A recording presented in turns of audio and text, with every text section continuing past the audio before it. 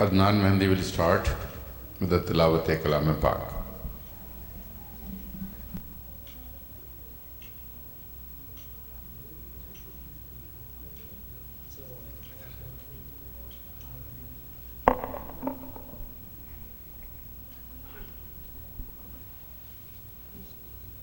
أعوذ بالله من الشيطان الرجيم. بسم الله الرحمن الرحيم.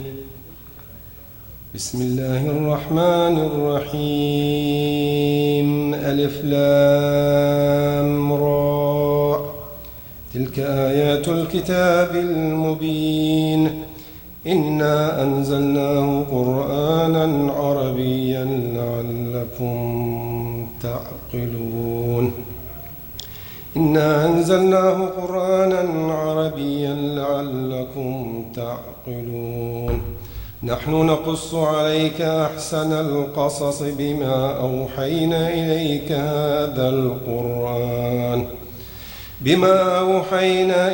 هذا القرآن وإن كنت من قبله لمن الغافلين. إذ قال يوسف لأبيه يا أبت إني رأيت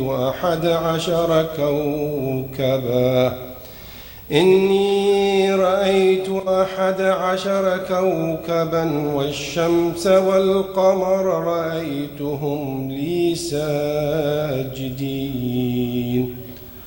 قال يا بني لا تقصص رؤياك على إخوتك فيكيدوا لك كيدا إن الشيطان للإنسان عدو مبين. وكذلك يجتبيك ربك ويعلمك من تأويل الأحاديث ويتم نعمته عليك وعلى آل يعقوب كما أتمها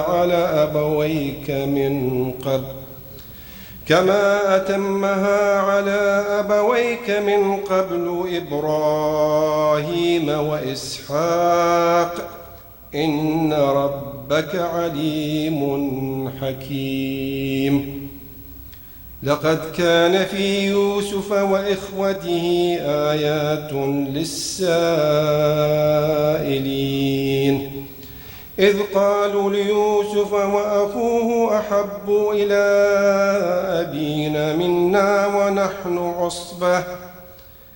ونحن عصبة إنا أبانا لفي ضلال مبين. اقتلوا يوسف أو اطرحوه أرضا يخل لكم وجه أبيكم وتكونوا من بعده قوما صالحين. قال قائل منهم لا تقتلوا يوسف والقوه في غيابات الجب يلتقطه بعض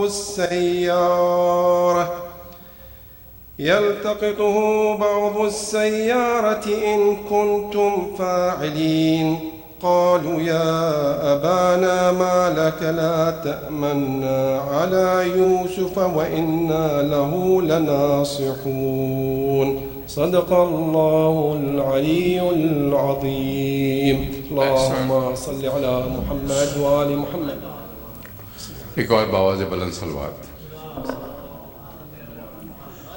और मैं दरख्वास्त करूँगा लुत्फ़ नक़वी से सलाम और मर्सिया पेश करेंगे। लुत्फ़ नक़वी।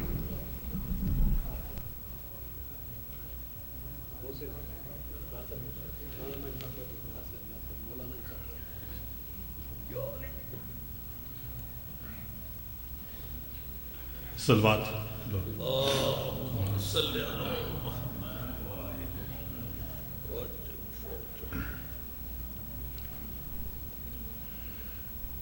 क़त्ल हो गए भाई बेरिदा हुई ज़ैनब قتل ہو گئے بھائی، بے ردا ہوئی زینب،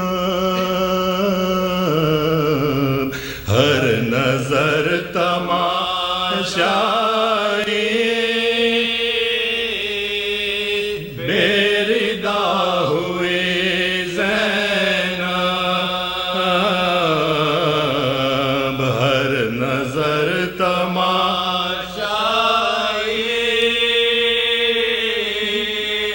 بے ردا ہوئی زینب، دیکھتی رہی بھائی بے کفن تیرا لاشا، دیکھتی رہی بھائی بے کفن تیرا لاشا، اور کفن نہ دے پائے، بے ردا ہوئی زینب، اور کفن نہ دے پائے،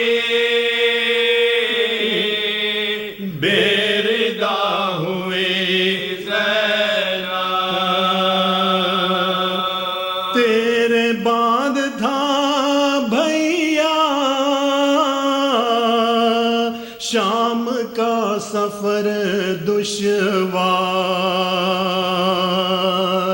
تیرے بعد تھا بھیا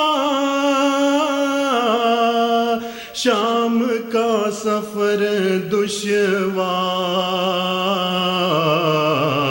ہر قدم تھی تنہائی، بے ردا ہوئی زینب، ہر قدم تھی تنہائی، بے ردا ہوئی زینب، راہ شام کوفہ میں ہر نظر تماشائی، راہ شام کوفہ میں ہر نظر تماشائی، کیوں نہ مجھ کو موت آئے، بے ردا ہوئی زینب، کیوں نہ مجھ کو موت آئے، بے ردا ہوئی زینب، سہ کے داغ سینے پر لے کے نیل بازو پر، سہ کے داغ سینے پر لے کے نیل بازو پر، ماں کی قبر پر آئے، بے ردا ہوئی زینب، ماں کی قبر پر آئے، بے ردا ہوئی زینب، قتل ہو گئے بھائی، بے ردا ہوئی زینب،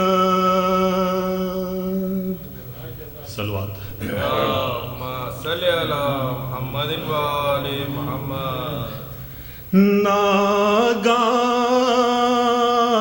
گزار قافلے کا شہر میں ہوا اور لشکر بشیر میں نغارہ بھی بجا آواز تیز گاویے اسفا ہوئی بپا ہمسائیوں کو فاطمہ صغرا نے دی ہمسائیوں کو فاطمہ صغرا نے دی ہمسائیوں کو فاطمہ صغرا نے دی صدا لوگوں سواری آتی ہے کس بادشاہ کی سب نے کہا کہ صفت رسالت بنا سب نے کہا کہ صفت رسالت بنا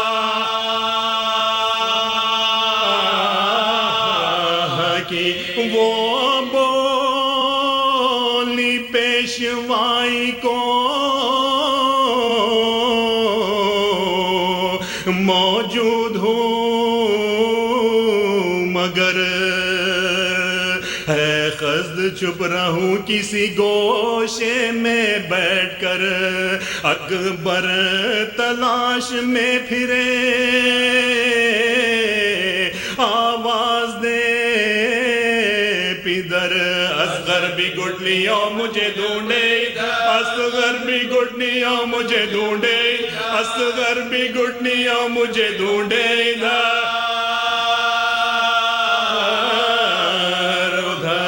جب سب کہے کہ مر گئی چھٹتے ہی آپ سے ہستی ہوئی میں آ کے لپٹ جاؤں ہستی ہوئی میں آ کے لپٹ جاؤں ہستی ہوئی میں آ کے لپٹ جاؤں آپ سے ایک سروں پر پڑے مرد و زن کے ہاتھ جانا سبوں نے قتل ہوئے شاہ نیکزاد صغرا نے پوچھا دادیے کیسی ہے واردات یہ فوج تو گئی تھی نہ میرے پتا یہ فوج تو گئی تھی نہ میرے پتا یہ فوج تو گئی تھی نہ میرے پتا کیسا ہے مسافروں پر میرے کیا گزر گئی پوچھو تو ان سے فوج حسینی کی پوچھو تو ان سے فوج حسینی کی پوچھو تو ان سے فوج حسینی کی گئی ناگا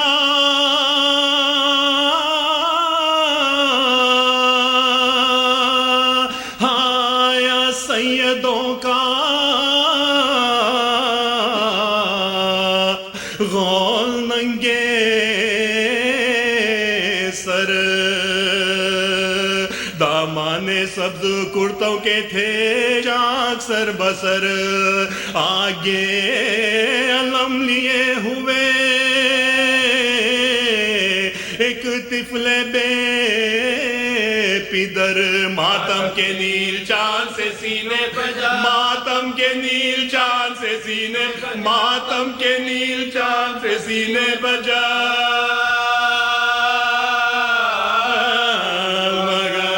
مشکی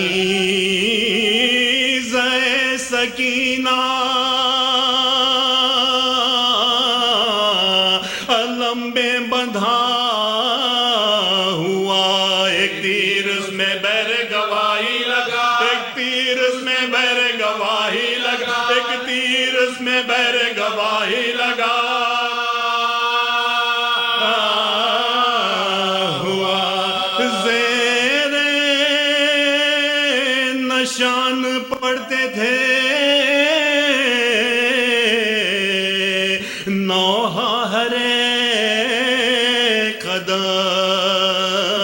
ماتم حسین پیاسے کا کرتے تھے دم بدم، غم سے لرزنے لگتا تھا جب پنجے علم، بڑھتے تھے آگے صاحب ماتم بجا، بڑھتے تھے آگے صاحب ماتم بجا، بڑھتے تھے آگے صاحب ماتم بجا، اشمنا فارغ جو ماتم شہ والا سے ہوتے تھے، پھر کہہ کے ہائے حضرت ابا، پھر کہہ کے ہائے حضرت ابا، پھر کہہ کے ہائے حضرت ابا، پھر کہہ کے ہائے حضرت عباس روتے تھے۔ ام البنین نام جو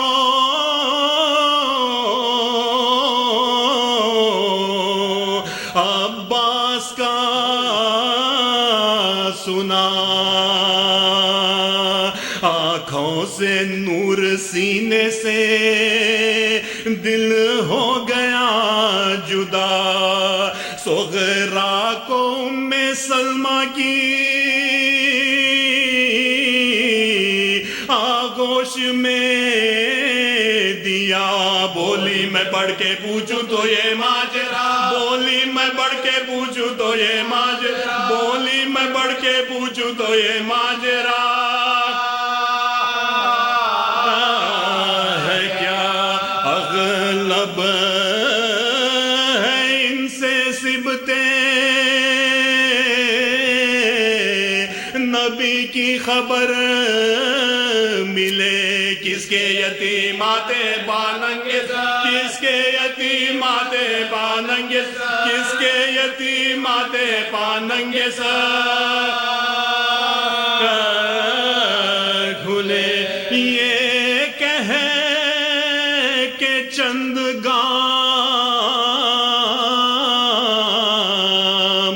بڑی وہ بسط بکا، کاندھے پہ جس یتیم کے تھا وہ علم دھرا، حیرت سے اس غریب کا منہ دیکھا خوب سا، بینائی جا چکی تھی نہ پہچانا، بینائی جا چکی تھی نہ پہچانا، بینائی جا چکی تھی نہ پہچانا، بینائی جا چکی تھی نہ پہچانا، پوچھا کہ یہ نشان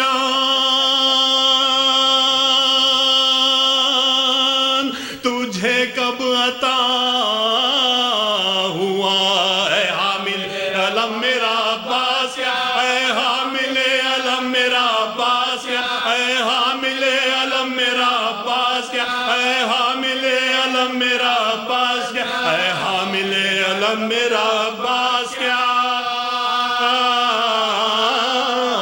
ہوا۔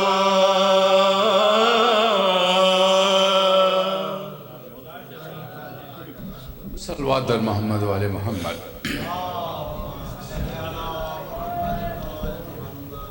خواتین و حضرات، سب سے پہلے تو سورہ فاتحہ کی درخواست ہے آپ سے۔ سید محمد رضا ابن سید نظر حسین اور عباس نقوی ابن میر اسد اللہ خان نقوی اپنے مرحومین اور ان تمام مرحومین کے لیے جو باغ مصطفیٰ میں آسودہ خاک ہیں، ایک سورہ فاتحہ۔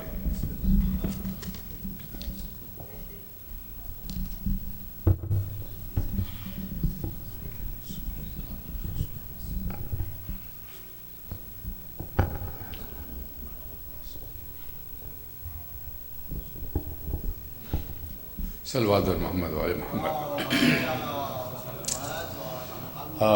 جناب مولانا وسیم عباس بھوترابی صاحب کو اس اختتام ہفتہ مجالس سے خطاب فرمائیں گے۔ آپ کا تعلق پاکستان کے ایک انتہائی مردم خیز خطے چکوال سے ہے، لیکن سن 2000 سے آپ یہاں نیو جرسی میں مقیم ہیں اور خاتون جنت سینٹر سے وابستہ ہیں۔ آپ کا جو تعلیمی پس منظر ہے اس میں سائنس اور مذہبی تعلیم کا امتزاج ہے۔ سائنس میں ڈگری حاصل کی ہے اور مذہبی ڈگریاں بھی پاکستان سے حاصل کی ہیں۔ 1994 سے اپنے لیکچرز کے ذریعے، تقاریر کے ذریعے، مجلسوں کے ذریعے مکتب اہل تشیع کو سرو کر رہے ہیں، خدمات انجام دے رہے ہیں۔ انشاءاللہ یہاں مجالس سے خطاب فرمائیں گے۔ میں درخواست کروں گا قبلہ سے تشریف لائیں، مجلس سے خطاب فرمائیں گے۔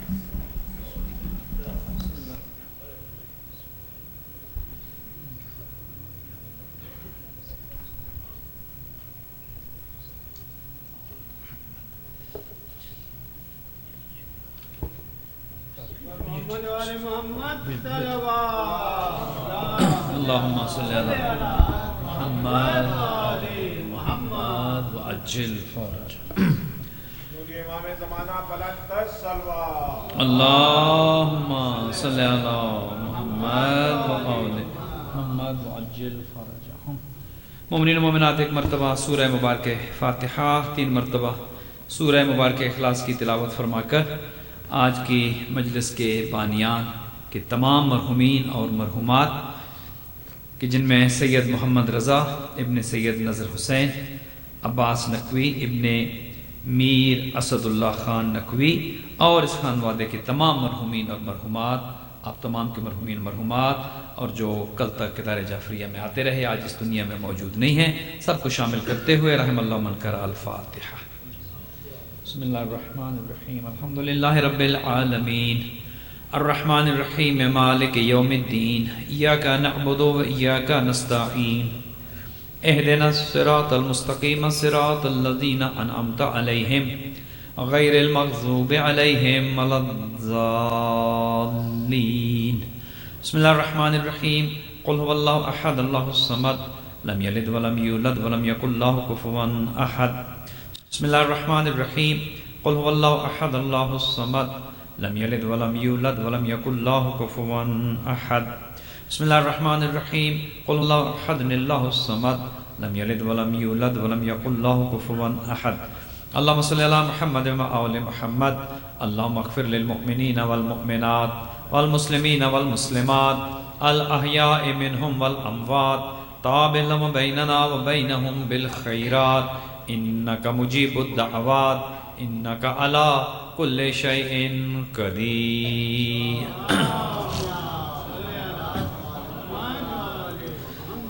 ماشاءاللہ ماشاءاللہ ولا حول ولا قوة الا باللہ العلی العظیم۔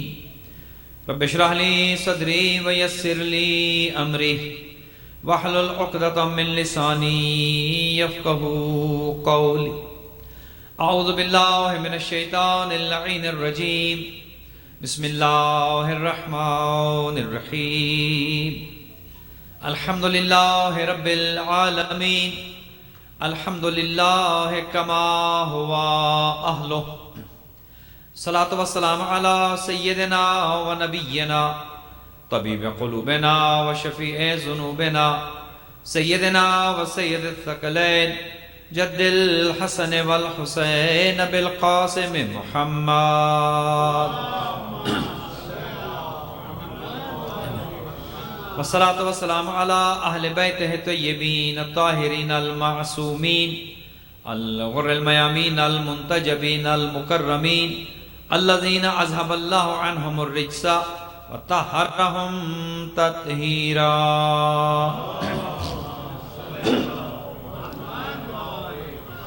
رحمة الله على أحبابهم وأصحابهم وشيعتهم ومحبيهم أجمعين، ولعنة الله على أعدائهم وقاتليهم وظالميهم من الآن إلى قيام يوم الدين، أما بعد، فقد قال رسول الله صلى الله عليه وآله وسلم: إن الحسين مصباح الهدى والسفينة النجاة۔ محمد دعا ہے خداوند منان آپ تمام مومنین و مومنات کا اس فرش عذابیانہ عبادت شمار فرمائے۔ بانیان مجلس کے تمام مرحومین کے درجات متعالی ہوں۔ خدا بانیان مجلس کے مال و رزق میں وسعت عطا فرمائے۔ اور ان کی زندگی میں آسانیاں پیدا فرمائے، ان کی اولادوں کو نیک اور صالح رکھے، اور یہ ذکر سید الشہداء ان کی نسلوں میں جاری و ساری رہے۔ آپ تمام جو آج کی مجلس میں موجود ہیں، تمام کے حوائج شرعیہ کو خدا پورا فرمائے، جو بیمار ہیں شفا یاب ہوں، جو مقروض ہیں قرض ادا ہوں، جو تنگ دست ہیں خدا رزق کے حلال عطا فرمائے، جو پریشان حال ہیں ان کی پریشانیاں دور ہوں، اور دنیا بھر میں جہاں کہیں فرش عذاب بچھی ہے، خداوند منان عزاداری سید الشہداء اور عزاداران سید الشہداء کی حفاظت فرمائے، شر اعداء سے محفوظ اور مامون فرمائے، ہمارے زمانے کے امام کے ظہور میں تعجیل ہو، اپنی تمام دعاؤں کی قبولیت کے لیے بلند تر صلوات۔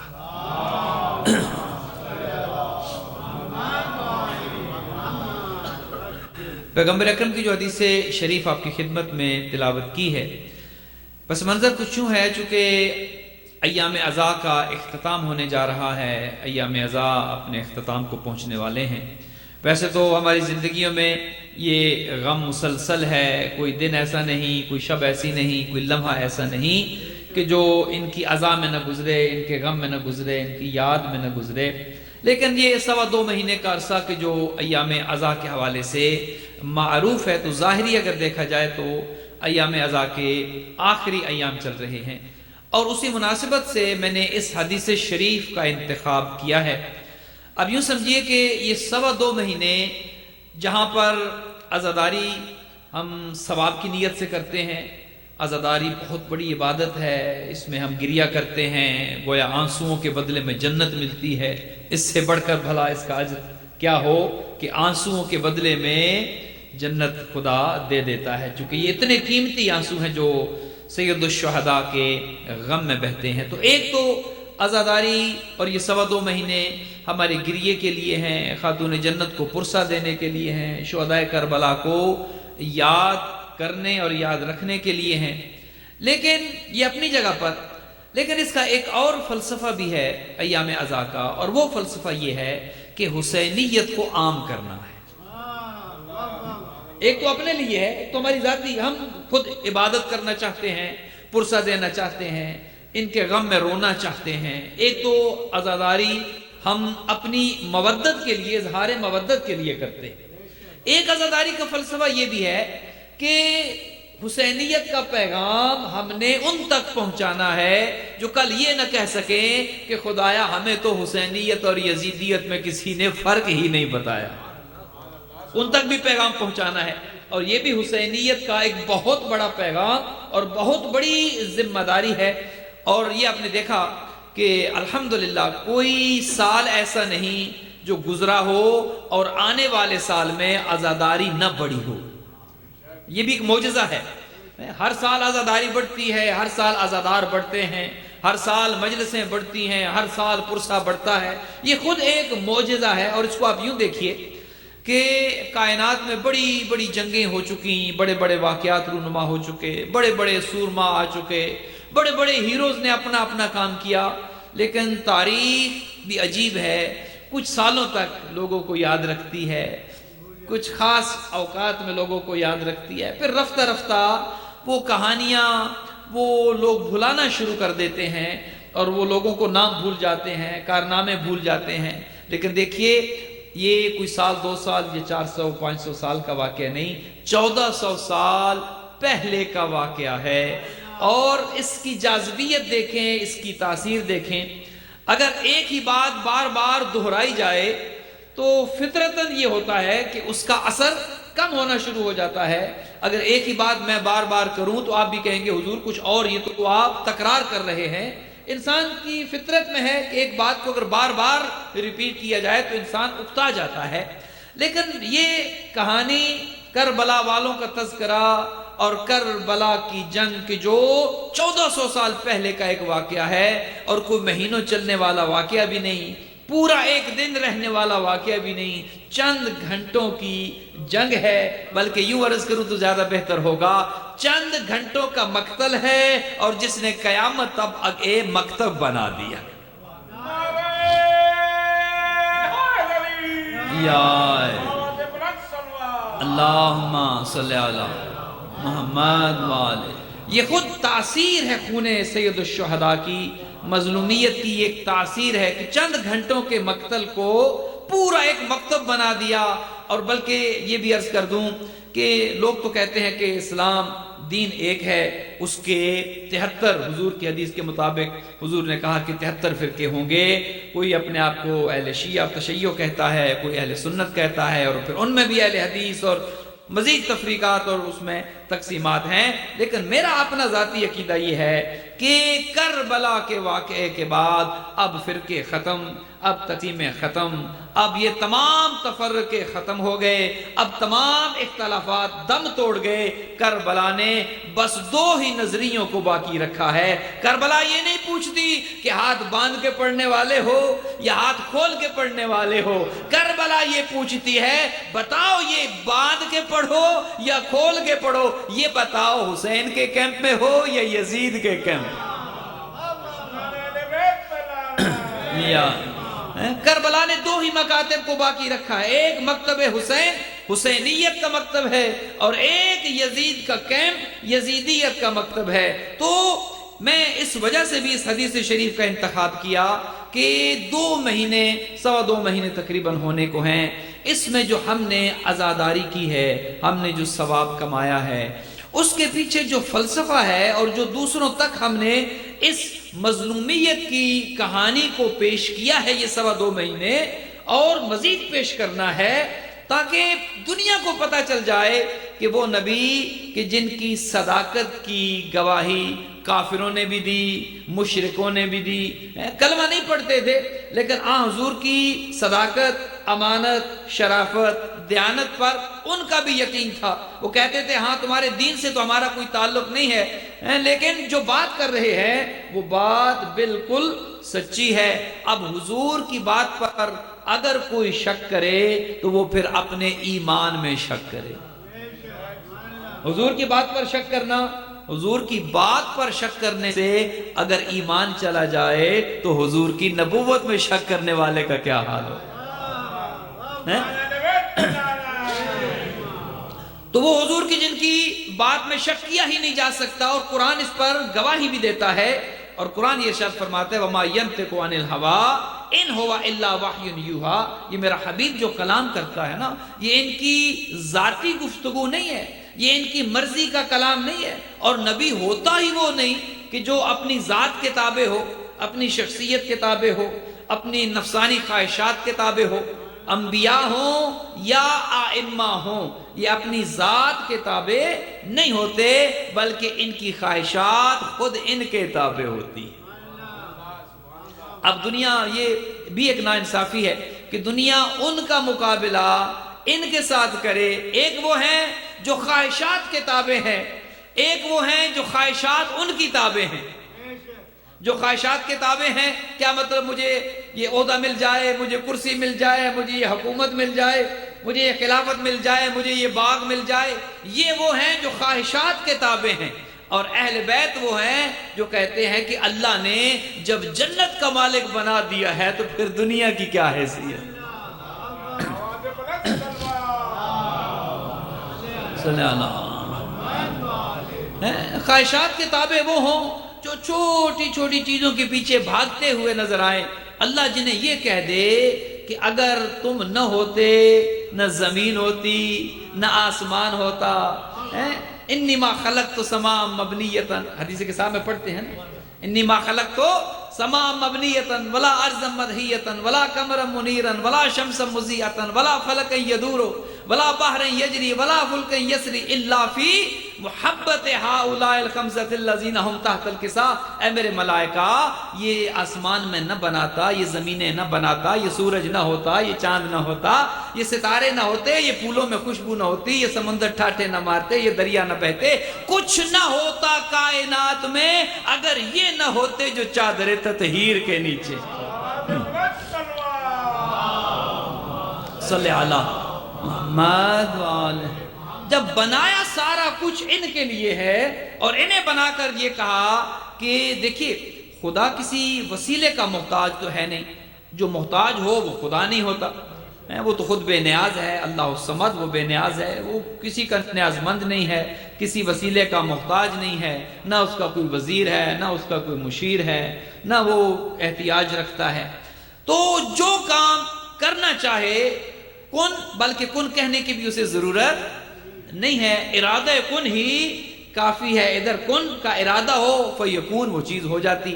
وہ خدا کی جسے کسی چیز کی ضرورت نہیں، کسی وسیلے کا محتاج نہیں، وہ خود یہ کہتا اور ارشاد فرماتا نظر آتا ہے کہ کن تو کنزن مخفیین فاحببت ان اعرف فخلقت الخلق، میں تو تھا ایک چھپا ہوا خزانہ، مجھے کوئی نہیں جانتا تھا، میں تھا اور بس میں ہی تھا. پھر میں نے چاہا کہ کوئی تو ہو جو مجھے بھی خدا کہے، کوئی تو ہو جو میری بھی عبادت کرے، کوئی تو ہو جو مجھے بھی خالق کہے. فرماتا ہے فخلقت الخلق، میں نے اپنی پہچان کروانے کے لیے انہیں خلق کیا، جو دنیا دیکھتی انہیں جائے گی، اللہ کی معرفت حاصل کرتی.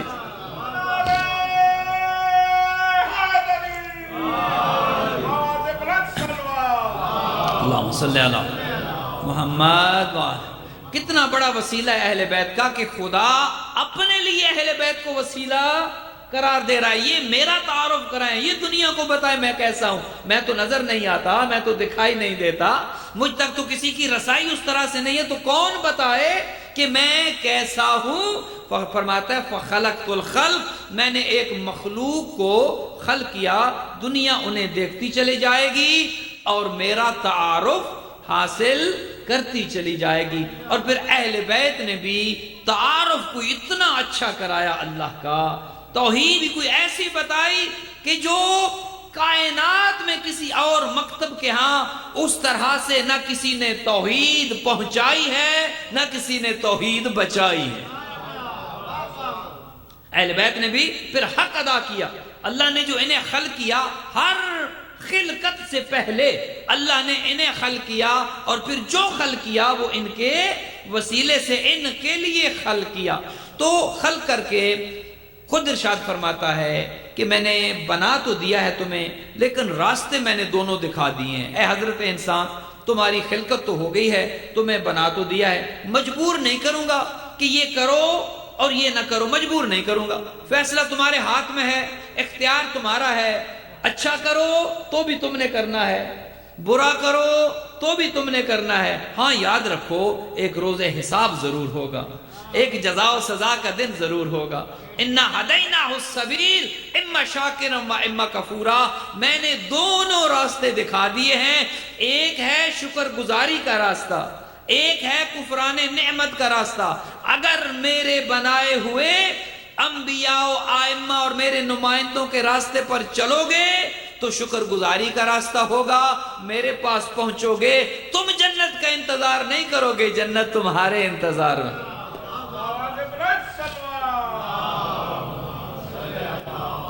میں.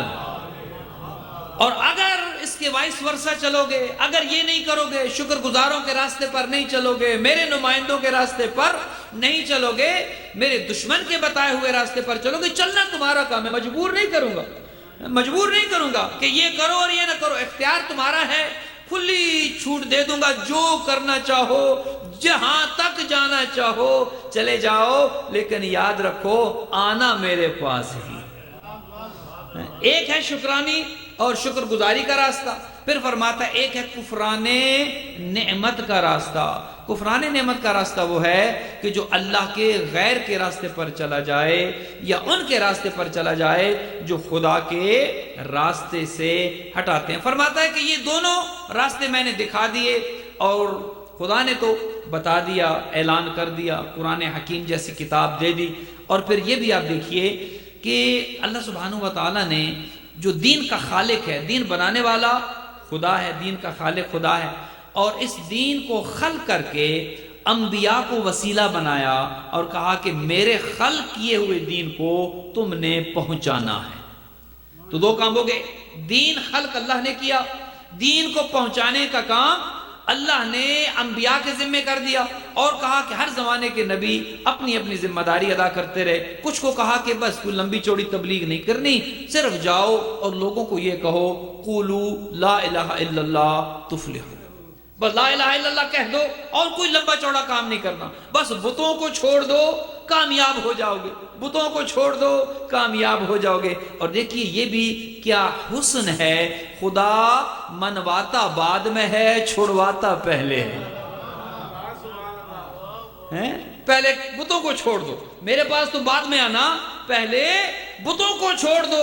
گویا لا پہلے کہو، کلمے میں یہی تو ہے نا، لا الہ پہلے کہو کوئی خدا نہیں، انکار پہلے کرو، نفی پہلے کرو، پھر کہو الا اللہ۔ کیوں؟ جب نفی کرو گے تو زبان پاک ہو جائے گی، اب اس قابل ہو جائے گی کہ الا اللہ کا ذکر کرو۔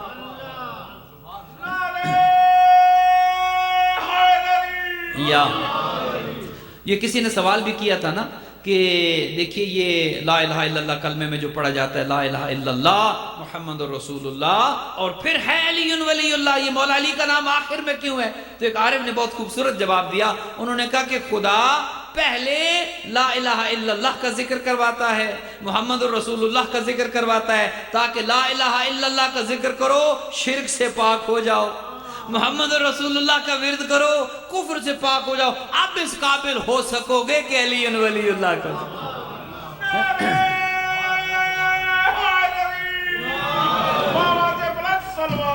اللہم صلی علی۔ تو گویا اللہ نے دین بنایا، دین کا خالق خدا، انبیاء سے کہا پہنچا دو، اور ہر نبی وہ دین پہنچاتا رہا اور یہ کہتا رہا بتوں کو چھوڑو اور ایک خدا کے دروازے پر آ جاؤ۔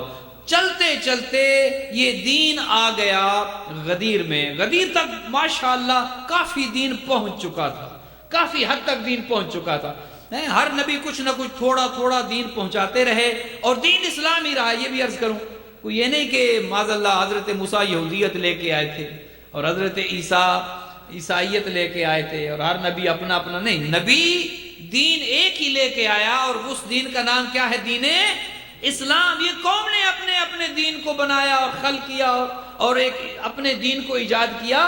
نبی کوئی اپنی، چونکہ دین نبی بنا نہیں سکتا، دین بنانا کس کا کام ہے؟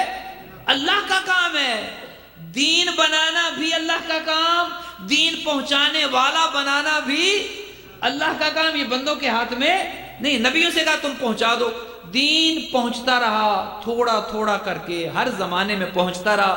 جب یہ دین پہنچا غدیر میں ماشاءاللہ کافی حد تک پہنچ چکا تھا، نماز بھی آ چکی تھی، روزہ بھی پہنچ چکا تھا، حج بھی کر لیا ہے، حقوق اللہ بھی پہنچ چکے ہیں، حقوق العباد بھی پہنچ چکے ہیں، تقریباً دین پہنچ چکا ہے۔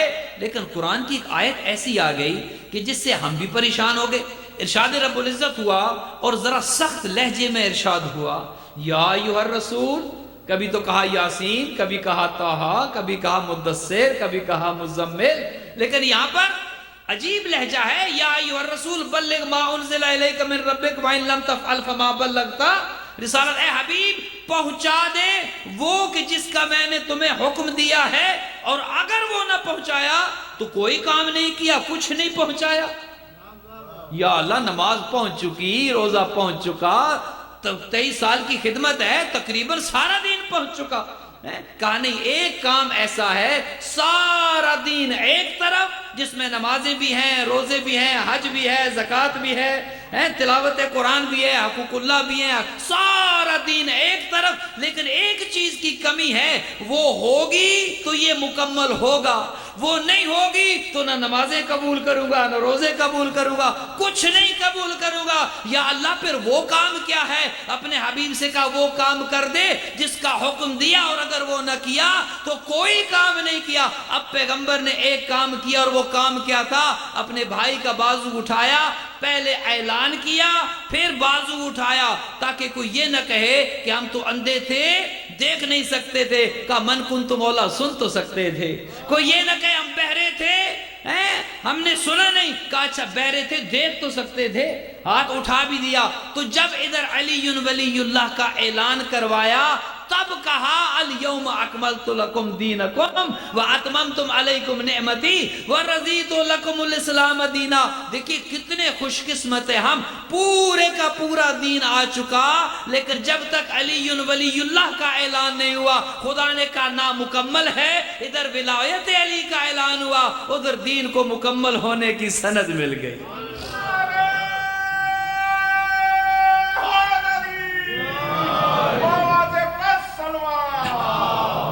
सल्ले अला मुहम्मद। वाह, देखिए अल्लाह ने दीन बनाया, नबियों ने दीन पहुंचाया, गदीर में दीन मुकम्मल हुआ। अब किसी ऐसे की ज़रूरत थी जो ये ज़मानत दे कि ये जो मुकम्मल है मुकम्मल ही रहेगा। ये काम मुश्किल था, ये काम मुश्किल था। देखिए पहुंचाना भी आसान था। वमा अलैना इल्लल बलाग, ऐ नबियों तुम्हारा काम है पहुंचा देना, पहुंचा दो, करें इनकी मर्जी न करें इनकी मर्जी, आपका काम है पहुंचा देना। और नबियों ने वो काम कर दिया, पहुंचा दिया। लेकिन अब जरूरी तो ये था कि जो पहुंचा दिया गया है, जिसको विलायत अली के साथ मुकम्मल भी कर दिया गया है, अब कोई तो ऐसा हो जो ये जमानत दे कि ये जो मुकम्मल है इसमें न किसी को कुछ दाखिल करने की इजाजत देंगे, ना इसमें से किसी को कुछ निकालने की इजाजत देंगे। हैं जो अल्लाह ने बनाया, 1,24,000 अंबिया ने पहुंचाया, कोई तो ऐसा होता कि जो ये जमानत देता और सीना तान कर कहता कि कोई वक्त का बड़े से बड़ा यजीद भी आ जाए और कहे कि वही नहीं आई, वही का इनकार करे, कहे नबी नहीं आए, कहे कि ये बनी हाशिम का ढोंग था, कुछ नहीं है, ना हलाल है ना हराम है, कोई तो ऐसा हो जो यजीद के नजस चेहरे को कयामत तक के लिए ऐसे आश्कार कर दे कि किसी को दीन में रद्दो बदल की जुर्रत पैदा न होने।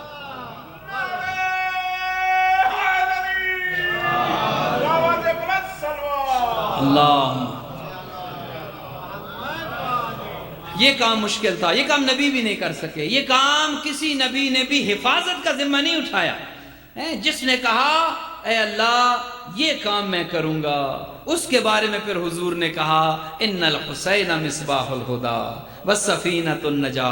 देखो हुसैन वो हैं जिन्होंने दीन की हिफाजत का जिम्मा उठा लिया है। किसी नबी ने नहीं कहा कि इस दीन की हिफाजत हम करेंगे, न कुछ दाखिल करने देंगे, न इसमें से कुछ निकालने देंगे। उनका काम तब पहुंचाना, वो पहुंचाते रहे, किसी नबी ने ये जिम्मेदारी नहीं ली। कितना अजीम है वो हुसैन इब्ने अली, किस मकाम।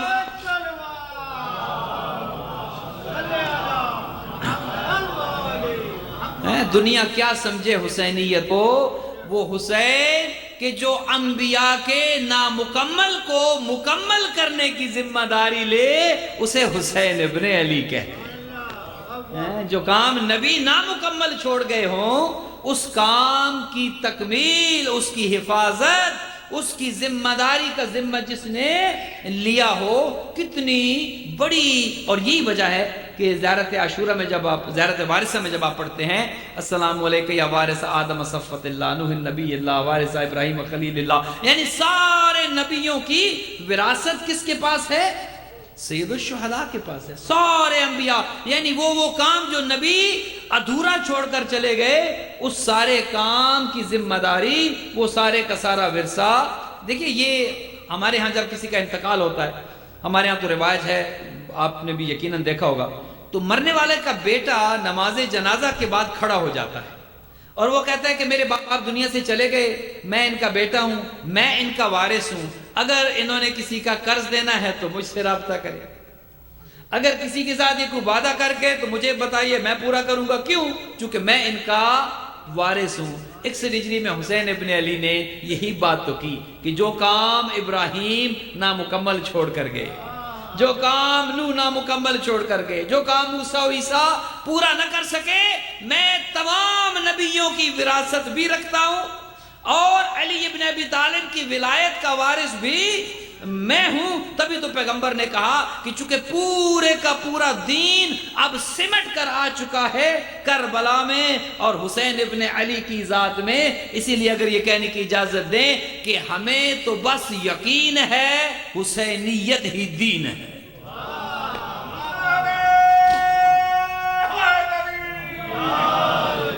کچھ اور دین میں نہیں ہے، پوری کی پوری حسینیت ہی دین ہے۔ کیا؟ توحید حسینیت میں ہے، رسالت حسینیت میں ہے، عدالت حسینیت میں ہے۔ کیا مطلب؟ یعنی حسین ابن علی نے اللہ تک پہنچایا، حسین ابن علی نے نبوت کو محفوظ رکھا، حسین ابن علی نے پورے کے پورے دین کی حفاظت کا ذمہ لیا۔ تبھی تو پھر پیغمبر نے یہ ارشاد فرمایا کہ ان الحسین مصباح الہدی، حسین وہ چراغ ہے، وہ روشن چراغ ہے جو 100-200 بندے کو روشنی نہیں دے رہا، جو 1000-2000 10,000 کو روشنی نہیں دے رہا، بلکہ ان الحسین مصباح الہدی، حسین ابن علی وہ چراغ ہے جو ہدایت کا چراغ ہے۔ یعنی جہاں کہیں بھی کوئی ہدایت کی تلاش میں ہوگا، یہ ہو نہیں سکتا کہ اس تک حسینیت کی روشنی نہ پہنچے۔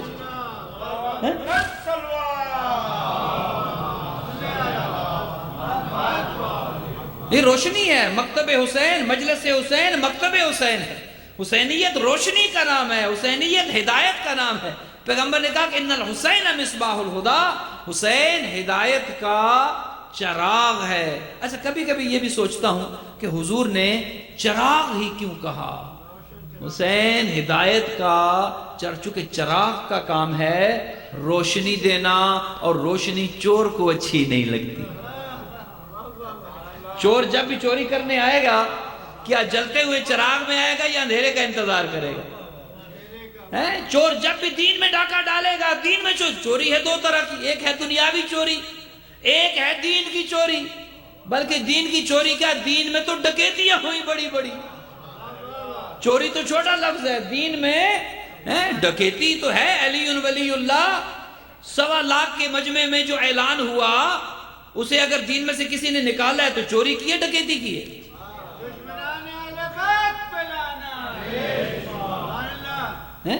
ویسے اگر روایات کو دیکھا جائے تو یہاں تک ہے کہ کسی نے یہ کہا کہ اگر ہمارے گھر میں سوئی گم ہو جاتی اور نہ ملتی تو رحمت اللہ العالمین کا انتظار کرتے، آقا کریم گھر تشریف لائیں، چہرے کا اتنا نور ہوتا، پورا گھر جگمگ جگمگ کرنا شروع ہو جاتا اور گم شدہ سوئی مل جاتی۔ میں نے کہا اللہ اکبر، وار تیرا انصاف اے مورخ اور اے مصنف، اگر ڈھونڈنا چاہیں تو سوئی کو ڈھونڈ لیتے ہیں رات کی تاریکی میں، اور اگر نہ دیکھنا چاہیں تو غدیر میں اٹھا ہوا ہاتھ بھی نظر لے۔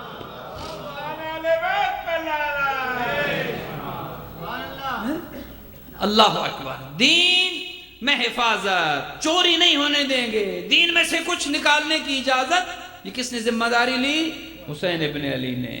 نہیں، دین میں کسی کی جرت نہیں ہوگی، لاکھ کوشش کی جائے کہ دین میں رد و بدل کیا جائے، دین میں کمی بیشی کی جائے، حلال محمد کو حرام قرار دیا جائے، حرام محمد کو حلال قرار دیا جائے، حسین ابن علی نے ایسی مہر ثبت کر دی ہے، اب قیامت تک کے لیے بڑے سے بڑا یزید بھی اپنی کیوں نہ ایڑی چوٹی کا زور لگا لے، لیکن کسی کو یہ ہمت نہیں ہے۔ اور وہ ہمت کیوں نہیں ہے؟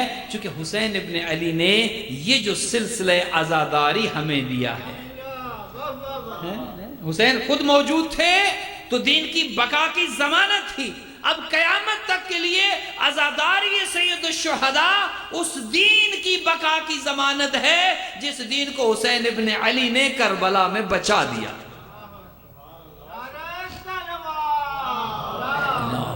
صلی اللہ چراغ ہدایت ہے، ہدایت کا چراغ ہے، جو آنا چاہے سب کے لیے ہدایت ہے، اوپن آفر ہے، کسی کے لیے نہیں کوئی فلاں آ سکتا ہے فلاں نہیں آ سکتا، نہیں۔ حسین ابن علی کے ہاں کوئی ڈسکریمنیشن نہیں ہے، حسین ابن علی کے ہاں یہ نہیں ہے کہ فلاں مذہب کا آئے فلاں مذہب کا نہ آئے، اور یہی وجہ ہے ہماری مسجدیں الگ ہیں، ہمارے امام بارگاہ الگ ہے، مسجدوں کے الگ احکام ہیں، امام بارگاہوں کے الگ احکام ہیں۔ مسجد میں ہر کوئی نہیں جا سکتا، پہلے پاک ہوگا تو پھر جائے گا، پہلے اس قابل ہوگا کہ پھر جائے۔ اور یہاں پر ایک بات یاد آگی عرض کر دوں کہ دنیا سمجھنا چاہے تو سامنے کی چیزیں، چھوٹی چھوٹی چیزوں میں انسان کو قیامت تک کے سوالوں کے جواب مل جاتے ہیں۔ دیکھیے جب مسجد نبوی کی تعمیر ہوئی تھی تو جو کمیونٹی لیڈرز تھے اس زمانے میں، انہوں نے اپنی سہولت کے لیے کیا کیا کہ مسجد کے اندر اپنے گھروں کے دروازے کھول دیے، ہر جو بڑے بڑے لیڈرز تھے ارد گرد گھر بنا لیے، جب جی کرتا اپنے گھر سے نکلتے اور دروازے سے مسجد میں داخل ہو جاتے۔ کچھ وقت تو نظام چلتا رہا، خدا نے اپنے حبیب سے کہا حبیب یہ بات درست نہیں ہے، ان سب سے کہو کہ کبھی تم پاک حالت میں آ جاتے ہو، کبھی تم اس حالت میں آ جاتے ہو کہ مسجد میں داخلے کی اجازت نہیں ہوتی، کبھی تم نجس ہوتے ہو، کبھی تم پاک ہوتے ہو۔ اے حبیب ان سب سے کہہ دو اپنے اپنے دروازے جو مسجد میں کھلتے ہیں بند کروا دیں، الا باب علی و بطول کا دروازہ کھلا رہنے دو، باقی سارے دروازے بند کرا دو۔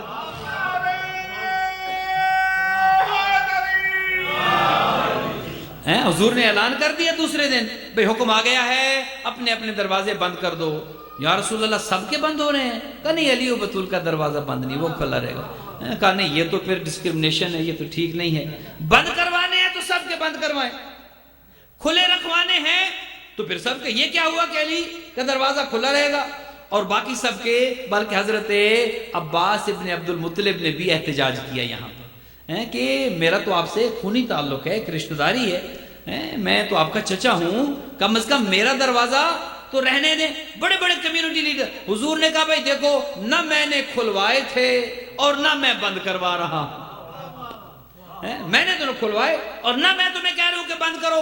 بند وہ کروا رہا ہے جس نے یطہرکم تطہیرا کی آیت بھیج کر یہ فرق پیدا کر دیا ہے کہ اے دنیا والو اپنے آپ میں اور آل محمد میں اتنا فرق تو ضرور سمجھو، تم پر وہ حالتیں آتی ہیں جو کبھی مسجد میں آ سکتے ہو، کبھی مسجد میں نہیں آ سکتے۔ آل محمد وہ ہے جو ہر حال میں یطہرکم تطہیرا۔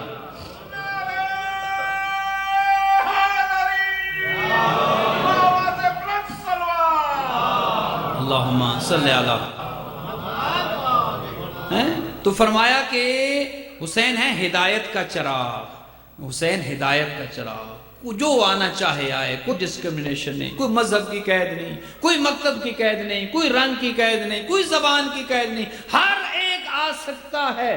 چونکہ اگر یہاں پر آنے پر پابندی ہو، مسجد میں تو پابندی ہے، ہر ایک نہیں جا سکتا، احکام ہے۔ ایک غیر مسلم یہ اعتراض کر سکتا ہے بھئی آپ نے قرآن کو مجھے پڑھنے نہیں دیتے، آپ ہاتھ لگائیں گے تو نجس ہو جائے گا، بس آپ ہاتھ نہیں لگا سکتے، آپ کافر ہیں، نجس ہیں، مسجد میں آپ مجھے نہیں آنے دیتے، اور ویسے آپ اسلام کی تبلیغ کرنا چاہتے ہیں، ویسے آپ اسلام مجھ تک پہنچانا چاہتے ہیں، چونکہ شریعت کا حکم یہ ہے کہ قرآن کے حروف کو ٹچ نہیں کر سکتا، مسجد میں کافر داخل نہیں ہو سکتا۔ اعتراض تو وہ کر سکتا ہے نا کہ پھر میں اسلام کیسے حاصل کروں گا، پھر میں رہنمائی کیسے حاصل کروں گا، پھر مجھے وہ ہدایت کی روشنی کیسے ملے گی؟ تو اس کے لیے مجلس حسین نے ایسا بہترین حل دیا ہے، فرمایا یہاں تمہارے دین، تمہارے مذہب، تمہاری طہارت نجاست کا کوئی سوال نہیں کیا جائے گا، بلکہ اگر نجس آؤ گے مجلس تمہیں پاک کر کے بھیجے گی۔ صلی اللہ محمد۔ مجلس تو نام ہی پاک کرنے کا ہے، مجلس تو اس قابل بناتی ہے تمہیں کہ تم مسجد جا سکو۔ اب ایک پیغام بھی عرض کر دوں اگر ناراض نہ ہو تو، مجلس تیار کرتی ہے تاکہ مسجد جایا جا سکے، مجلس تیار کرتی ہے، مجلس تیار کرتی ہے، حسینیت تیار کرتی ہے، حسینیت کا کارخانہ نمازی بناتا ہے، عزاداری نماز سکھاتی ہے، عزاداری دین سکھاتی ہے۔ مجلس میں آنے والا سب کچھ ہو سکتا ہے، بے دین نہیں ہو سکتا، مجلس میں آنے والا بے عمل نہیں ہو سکتا، مجلس میں آنے والا بے نماز نہیں ہو سکتا، مجلس میں آنے والا ظالم کا ساتھی نہیں ہو سکتا۔ کیوں؟ کیونکہ حسین ابن علی کی مجلس یہ سکھاتی ہے، حسین کی مجلس نمازی بناتی ہے، حسین کی مجلس روزہ دار بناتی ہے۔ لوگ قرآن پڑھ کر اور یاد کر کے قرآن کے حافظ بن گئے، حسین وہ ہیں جنہوں نے قرآن کی محافظت کا بیڑا اٹھایا۔ حافظ ہونا اور ہے، محافظ ہونا اور ہے۔ تو مجلس محافظت قرآن ہے، دین میں تبدیلی نہیں ہوگی، قرآن میں تبدیلی نہیں ہوگی، حلال محمد میں تبدیلی نہیں ہونے دیں گے، حرام محمد کو کوئی حلال قرار نہیں دے سکے گا۔ تو کتنی بڑی روشنی ہے اس چراغ کی جو دنیا کے کونے کونے میں روشن ہے، بلکہ دنیا چھوٹا کہہ دیا میں نے لفظ، کائنات کے کونے کونے میں روشن ہے وہ چراغ، جس چراغ کی روشنی فرشتے اپنے لیے فخر محسوس کرتے ہیں، جس چراغ کی ہدایت انبیاء اپنے لیے فخر محسوس کرتے ہیں کہ حسین کی ہدایت کا چراغ جب روشن ہو تو وہ کرنیں ہم تک بھی پہنچے۔ فرشتے فخر کرتے ہیں، انبیاء فخر کرتے ہیں۔ تو ایک تو حضور نے فرمایا ان الحسین مصباح الہدی، حسین ہدایت کا چراغ ہے۔ اب قیامت تک کے لیے جہاں جہاں بھی حسینیت کا چراغ مجلس عزا کی صورت میں جل رہا ہے، گویا وہ ہدایت دے رہا ہے۔ مجلس کا کام بلانا ہے، بھگانا نہیں۔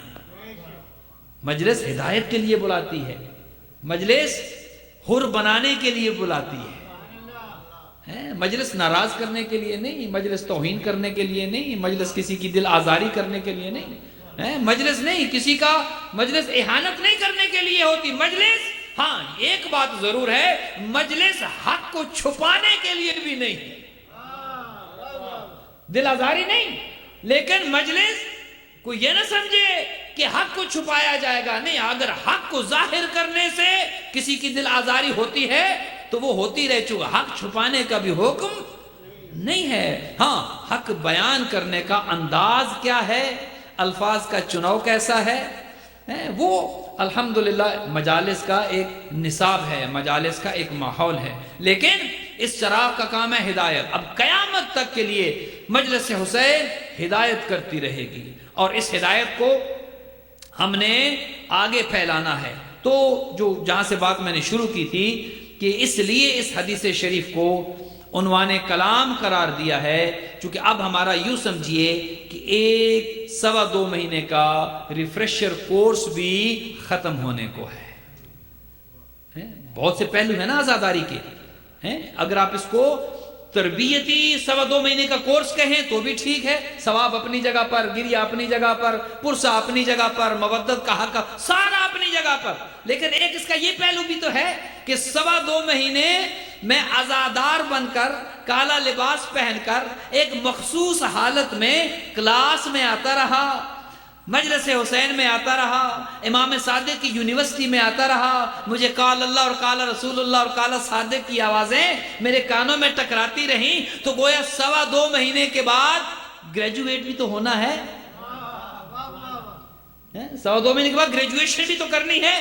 گریجویشن کا کیا گریجویشن کرنی؟ 2.25 مہینے کی عزاداری کرنے کے بعد اپنے آپ کو اس قابل کرنا ہے کہ اگلا محرم آنے تک کوئی دن ایسا نہ ہو کہ حسینیت کا پیغام پھیلاتا نظر نہ ہو، پیغام حسین ابن علی کو عام کرتا نظر نہ ہو، چونکہ 2.25 مہینے میں نے حسینیت سیکھی ہے، اور حسینیت فقط اپنی حد تک رکھنے کا نام نہیں ہے، حسینیت نام یہ ہے ہر اس تک پیغام پہنچا دو جو کل یہ نہ کہہ سکے کہ مجھے تو پتہ ہی نہیں تھا کہ حسین کیا تھے اور یزید کیا تھا، اس ہدہد کی طرح کہ جو ایک چونچ میں قطرہ لے کے آتا ہے اور نارے نمرود پر پھینک دیتا ہے، کسی نے کہا اس قطرے سے آگ بجھ جائے گی، یہ کیا پاگل پن ہے، یہ کیا حماقت ہے، ایک قطرہ تو ڈال رہا ہے اور تھک رہا ہے، اس قطرے سے آگ تو نہیں بجھنے والی۔ اس نے کہا جانتا میں بھی ہوں کہ ایک قطرے سے آگ نہیں بجھے گی، لیکن قیامت کے دن جب خدا پوچھے گا بتا تو نمرود کی جانب تھا یا خلیل خدا کی جانب،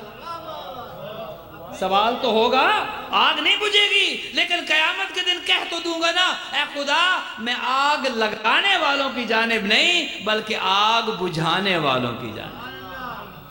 تو ہم نے ایک ایمبیسڈر بھی بن کے، حسینی بن کے اپنے آپ کو ان 2 مہینے 2.25 مہینے کے بعد اپنے آپ کو، اپنے کردار کو، اپنی رفتار کو، اپنی گفتار کو، اپنے آپ کو ایک حسینی عزادار بنا کر اگلے محرم تک تبلیغ کرنی ہے، اپنے عمل کے ذریعے، اپنی کردار کے ذریعے، اپنی گفتار کے ذریعے، اپنے اور اپنے محلے میں، اپنی جاب پر، جہاں کہیں آپ ہو، اس پیغام حسینیت کو پہنچانا ہے۔ یہ امانت ہے ہمارے پاس، اس چراغ کی روشنی کو جو 2.25 مہینے ہم نے حاصل کی ہے اپنی حد تک نہیں رکھنا۔ ثواب مل گیا، مجلس میں رونے کا، گریہ کرنے کا ثواب، ماتم کا ثواب، مجلس میں بیٹھنے، وہ اپنی جگہ پر ہے، الحمدللہ وہ ثواب اتنا ہے کہ حساب ہی نہیں لگایا جا سکتا، لیکن ایک ذمہ داری بھی ہے 2.25 مہینے کے بعد اب اس پیغام کو جو میں نے سیکھا ہے دنیا کو کیسے سکھانا ہے۔ دنیا کو کیسے سکھانا ہے۔ آج کی حد تک گفتگو کو یہاں روکیں گے، کل انشاءاللہ یہیں سے سلسلہ گفتگو آگے بڑھائیں گے۔ ایام ایسے ہیں، یقیناً گریے کے دن ہیں، رونے کے دن ہیں، اور پتہ نہیں اگلے سال ہوں گے یا نہیں ہوں گے۔ کتنے ایسے ہوں گے کہ جو پچھلے سال آپ کے ساتھ یہاں فرش عزا پر بیٹھے ہوتے تھے، آج ہمارے درمیان موجود نہیں ہیں۔ نہیں خبر ہم اگلے سال ہوں گے یا نہیں ہوں گے، لیکن اور یہ بھی نہیں خبر کہ کب آنکھ بند کریں اور کھولیں تو قبر کا منظر ہو۔ قبر میں آنکھ کھلے، کتنا کریم ہے حسین جو نہ اس دنیا میں تنہا چھوڑتا ہے نہ قبر میں تنہا چھوڑیں گے۔ کتنے خوش نصیب ہیں آپ کہ یہ آنسو جو بہتے ہیں نا، بلکہ یوں کہوں کہ یہ آنکھیں جو وضو کرتی ہیں نا، یہ آنسو زمین پر نہیں بہتے۔ روایت کہتی ہے ایک مخدر عصمت زخمی پہلو کے ساتھ، ٹوٹی پسلیوں کے ساتھ بقیہ چھوڑ کے آتی ہے اور آ کر کہتی ہے، اور خالی ہاتھ نہیں آتی، فی یدہا خرقتن، اس کے ہاتھ میں ایک رومال ہوتا ہے، اور رو کر کہتی ہے او میرے حسین کو رونے والے، تو سن کے روتا ہے، تو نے علی اکبر کے سینے میں برچھی لگتے دیکھی نہیں، تو نے حسین کے ہاتھوں پہ علی اصغر کو تڑپتا دیکھا نہیں، تو نے غازی کے بازو کٹتے دیکھے نہیں، تو سن کے روتا ہے۔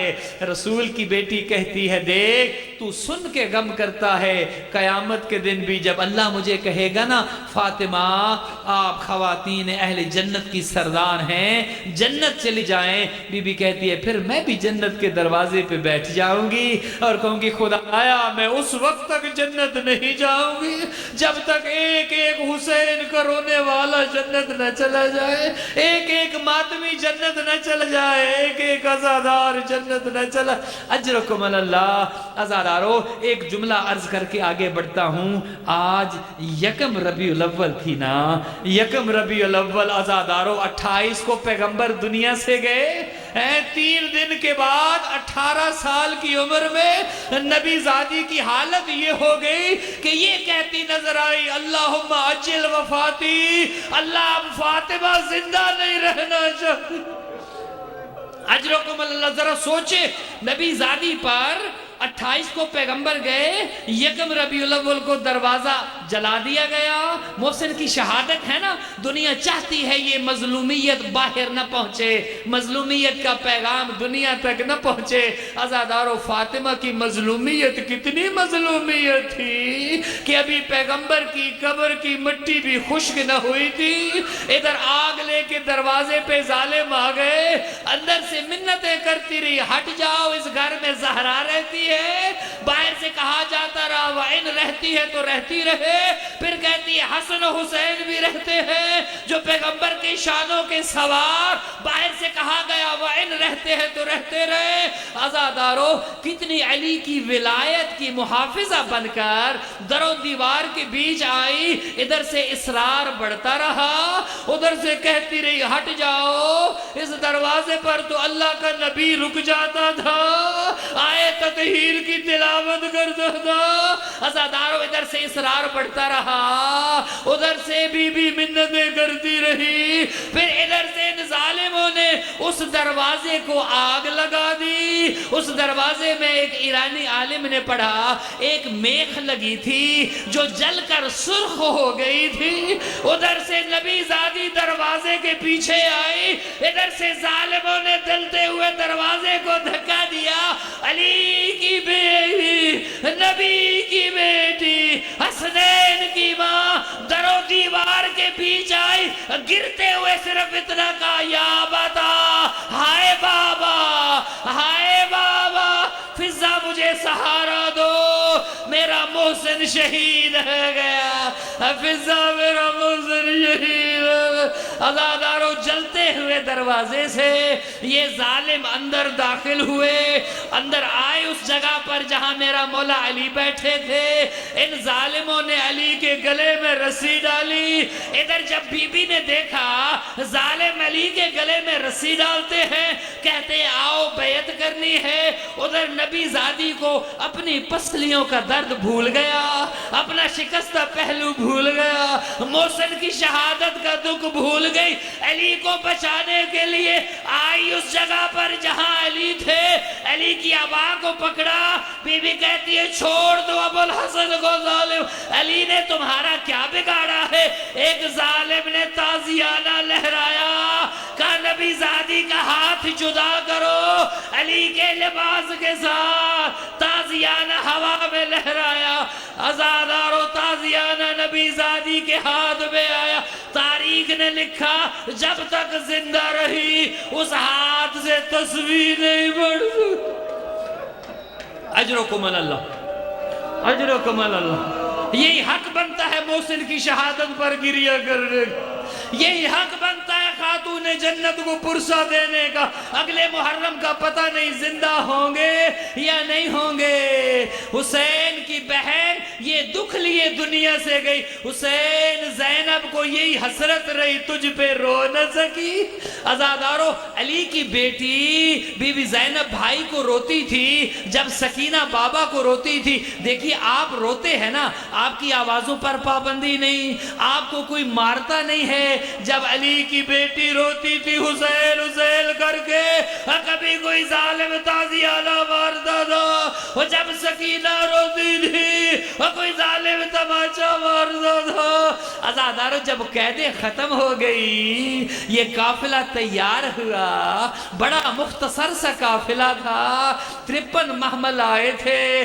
آج شام سے واپس جا رہے ہیں, 3 بچے ہیں. عزادارو 64 بیبیاں آئی تھی, آج واپس جا رہی ہیں, صرف 5 بچی ہے. عزادارو 86 بچے آئے تھے, آج قیدیں رہا ہو رہی ہے, صرف 12 بچے ہیں. سوال کرے مجھ سے باقی بچے کہاں گئے؟ عزادارو ماں کی گودیوں سے جب اونٹوں کو دوڑایا جاتا تھا, جب بچے گرتے تھے, مائیں چیختی تھی میرا لال گر گیا. عزادارو اونٹ روکنے کی اجازت نہ ہوتی. آج جب زیارت کے لیے جاتے ہیں جگہ جگہ پر امام زادوں کی قبریں بنی ہیں.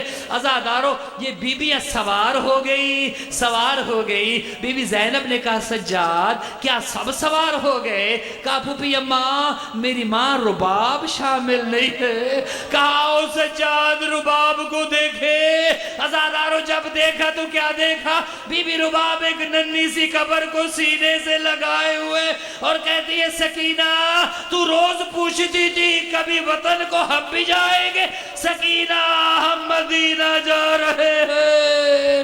عزادارو علی کی پوتی, حسین کی یتیمہ, حسین کا غم سینے میں لیے شام رہ گئی.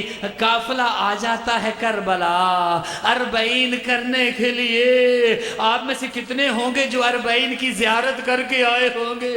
جو نہیں جا سکے خدا اب سب کو لے جائے. عزادارو علی کی بیٹی کے دل میں بھی یہ حسرت تھی میں بھائی کا چہلم کربلا جا کے کروں. عزادارو جب یہ مختصر سا قافلہ کربلا پہنچا, روایت کہتی ہے ہر بی بی اپنے اپنے شہید کی قبر پہ گئی. علی کی بیٹی اپنے آپ کو حسین کی قبر پہ گراتی ہے. اب بی بی کے سامنے پہلی دفعہ 40 کرنے کربلا پہنچی ہے. بی بی کے سامنے وہ 10 محرم کا منظر آ جاتا ہے جب علی کی بیٹی دیکھ رہی تھی حسین کبھی قاسم کی لاش کیا کہوں ٹکڑے, القاسم کی لاش کی گجھڑی, کبھی حسین وہ اٹھا کے لائے, کبھی علی اکبر کا جنازہ اٹھا کے لائے. گویا زینب کے سامنے وہ پورا منظر آ گیا جب حسین 3 دن کے بھوکے اور پیاسے لاشیں اٹھا اٹھا کے تھک چکے تھے اور جب کوئی نہ بچا تھا.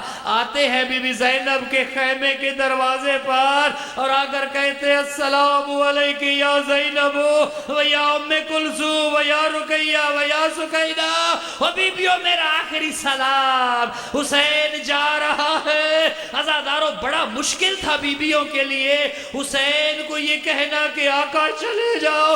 سکینہ رو کے آگے بڑی, بابا ہمیں ان ظالموں میں اکیلا نہ چھوڑ کے جا. بابا کوئی چچا غازی کا قاتل ہے, کوئی علی اکبر کا قاتل ہے, بابا ہمیں ان میں چھوڑ کے نہ جا.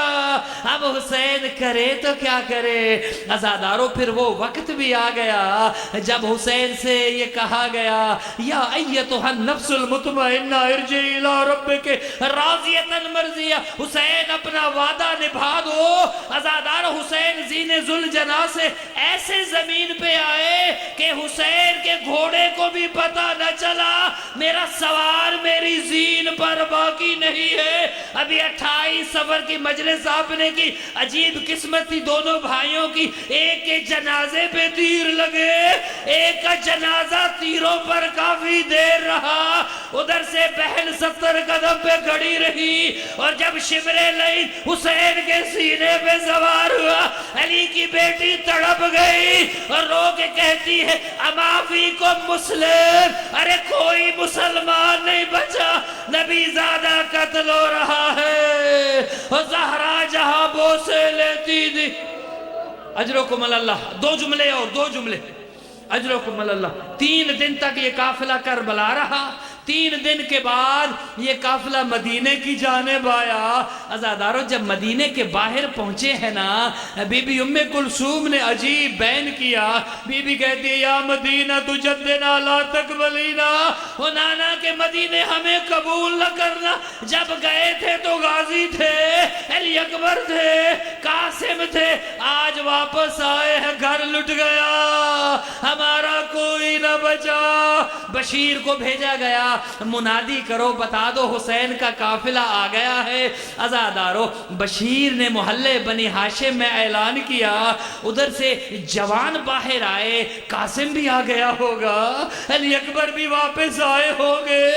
عزادارو روایت کہتی ہے ایک ضعیفہ ایک مخدر عصمت کے ساتھ ایک چھوٹی سی بچی بھی آئی اور آ کر ماؤں کی گودیاں دیکھ رہی ہے۔ کسی نے پوچھا سغرا کیا دیکھتی ہو؟ کہا میرا علی اصغر بھی گیا تھا، میں علی اصغر کو ڈھونڈتی ہوں۔ عزادارو کون بتائے؟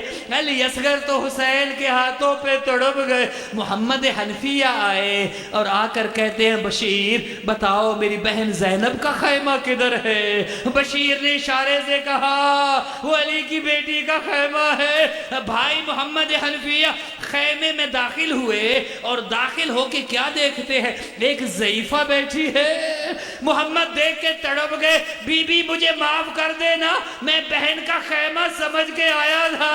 بی بی نے اپنے بال ہٹائے، بھائی محمد حنفیہ زینب کو نہ پہچانو گے؟ کہا زینب بال سیاہ تھے جب گئی تھی، یہ بال سفید کیسے ہوئے؟ کہا غازی کے بازوؤں نے بوڑھا کر دیا۔ عزادارو آخری جملہ، مجلس تمام ہو رہی ہے، محمد حنفیہ بی بی زینب سے مل کے بشیر سے کہتے ہیں مجھے میرے بھتیجے سید سجاد سے ملاؤ۔ عزادارو بشیر لے کے آئے، محمد کیا دیکھتے ہیں؟ ایک ضعیف کھڑا ہے جو 70 سال کا بوڑھا لگتا ہے۔ محمد حنفیہ کہتے ہیں بشیر میں نے تجھے کسی ضعیف سے ملنے کا نہیں کہا، میں نے کہا مجھے میرا جوان 24 سالہ سید سجاد ملاؤ۔ کہا چچا میں ہی سید سجاد ہوں۔ سجاد یہ تجھے جوانی میں بڑھاپا کیسے آیا؟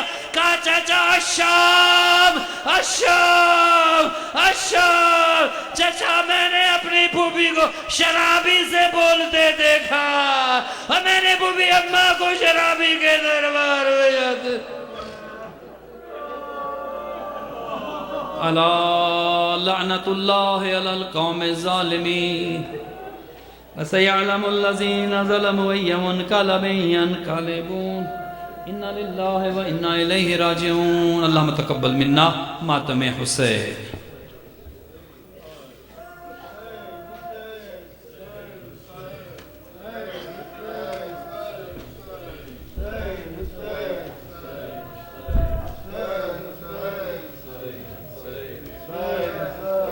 حسین حسین حسین حسین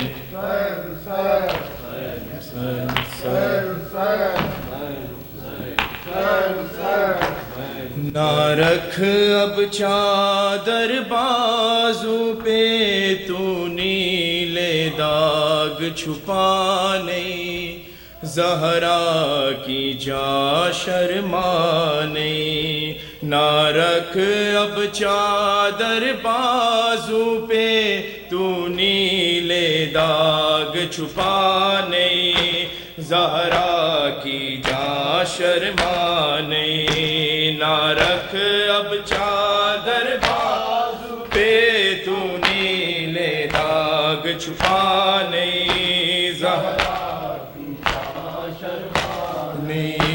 تیرے نانا کا یہ روزہ ہے کوئی کوفہ و شام کی راہ نہیں زہرا کی جا شرمانے نہ رکھ اب چادر بازو پہ تو نیلے داغ چھپانے زہرا کی جا شرمانے جو چادر اجلی تھی رنگ اس کا کیسے لال ہوا جو چادر اجلی تھی تیری رنگ اس کا کیسے لال ہوا اب سر پہ تیرے شہزادی وہ کیوں موجود ردا نہیں زہرا کی جا شرمانے نہ رکھ اب چادر بازو پہ تو چھپانے زہرا کی جا شرمانے 18 جو تیرے بھائی تھے کس بات پہ تجھ سے روٹھ گئے وہ شہزادے کیوں ساتھ نہیں وہ شہزادے کیوں ساتھ نہیں کیوں ساتھ عباس تیرا نہیں زہرا کی جا شرمانے نہ رکھ اب چادر بازو پہ تو نیلے داغ چھپانے زہرا کی جا شرمانے وہ بچی جس کو سینے پہ شبیر سلایا کرتے تھے وہ بچی جس کو سینے پہ شبیر سلایا کرتے تھے میری آنکھیں ڈھونڈ کے ہار گئی نہیں ملتا اس کا پتہ نہیں زہرا کی جا شرمانے نہ رکھ اب چادر تو نیلے داغ چھپانے زہرا کی جا شرمانے یہ کون جواں ہے ساتھ تیرے ہے کپڑے جس کے خون سے بھرے یہ کون جواں ہے ساتھ تیرے ہے کپڑے جس کے خون سے بھرے کن زخموں سے یہ چور ہوا آنکھوں سے بھی خون رکتا نہیں زہرا کی جا شرمانے نہ رکھ اب چادر بازو تو نیلے داغ چھپانے زہرا کی جا شرمانے کس حال میں کربل سے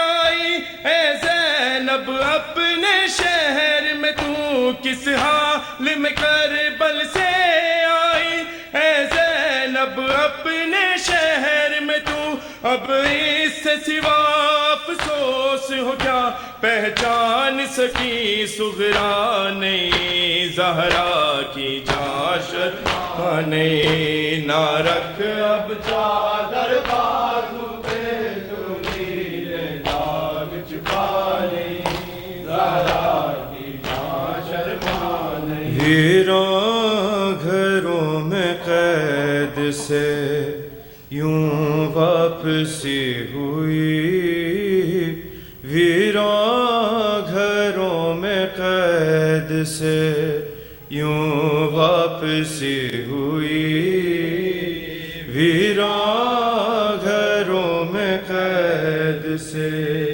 یوں واپسی ہوئی ویراں گھروں میں قید سے یوں واپسی ہوئی ویراں گھروں میں قید کوئی دیا جلانا کوئی دیا جلانا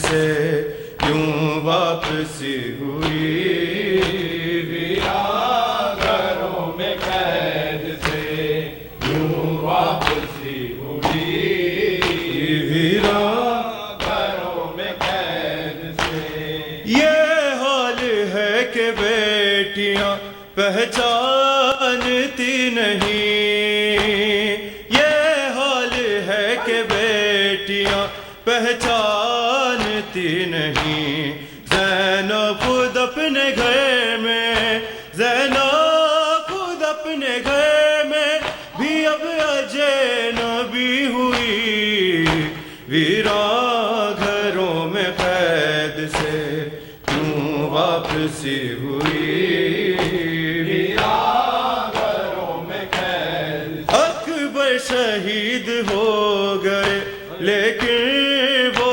انتظار، اکبر شہید ہو گئے لیکن وہ انتظار، صغرا ہے ایک وعدے سے، صغرا ہے ایک وعدے سے اب تک بندھی ہوئی، ویران گھروں میں قید سے کیوں واپسی ہوئی ویران گھروں میں قید سے یوں واپسی ہوئی ویران گھروں میں قید محمل تو جا کے لوٹ بھی آئے ہیں شام سے، محمل تو جا کے لوٹ بھی آئے ہیں شام سے، ایک ماں کی زندگی ہے، ایک ماں کی زندگی ہے وہیں پہ رکی ہوئی، ویران گھروں میں قید سے کیوں واپسی ہوئی ویران گھروں میں قید سے یوں واپسی ہوئی، ویران گھروں میں قید نینی سی بالیوں پہ لہو سے لکھی ہے وہ، نینی سی بالیوں پہ لہو سے لکھی ہے وہ، جو بات تھی سکینہ کے، جو بات تھی سکینہ کے رخ پر لکھی ہوئی، ویران گھروں میں قید سے کیوں واپسی ہوئی ویران گھروں میں قید سے